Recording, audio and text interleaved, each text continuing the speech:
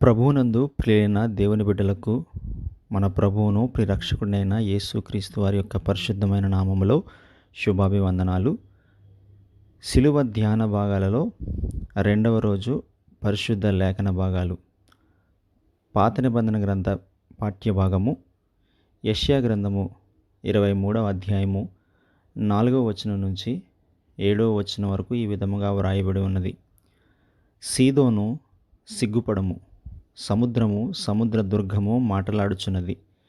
నేను ప్రసవ వేదన పడని దానను, పిల్లలు కనని దానను, యవనస్తులను పోషింపని దానను, కన్యకలను పెంచని దానను.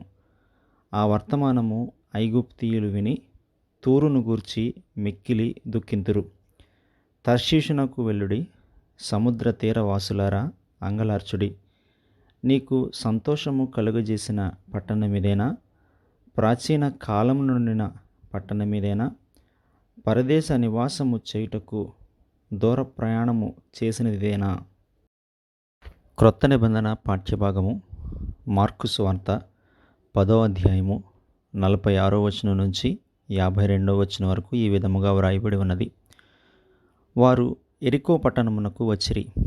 ఆయన తన శిష్యులతోనూ బహుజన సమూహముతోనూ యెరికో నుండి బయలుదేరి వచ్చుచుండగా, తీమయి కుమారుడగు బర్తమయి అను గుడ్డి భిక్షకుడు త్రోవ ప్రక్కన కూర్చుండెను.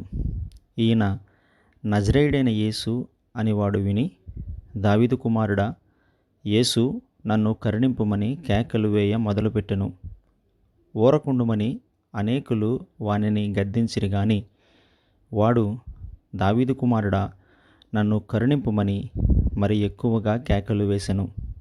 అప్పుడు యేసు నిలిచి వానిని పిలువుడని చెప్పగా, వారా గుడ్డివానిని పిలిచి, ధైర్యము తెచ్చుకొనుము, ఆయన నిన్ను పిలుచుచున్నాడు, లెమ్మని వానితో చెప్పిరి.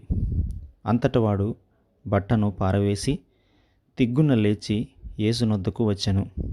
యేసు, నేను నీకేమి చేయగోరుచున్నానని వానిని అడుగగా, ఆ గుడ్డివాడు, బోధకుడా, నాకు దృష్టి కలుగజేయమని ఆయనతో అనెను.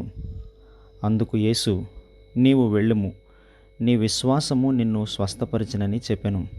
వెంటనే వాడు త్రోవను ఆయన వెంట చూపు పొంది వెళ్ళెను. దేవుడు తన పరిశుద్ధ వాక్యమును మన వినికిడిలో భద్రపరచునుగాక. ఆమెన్.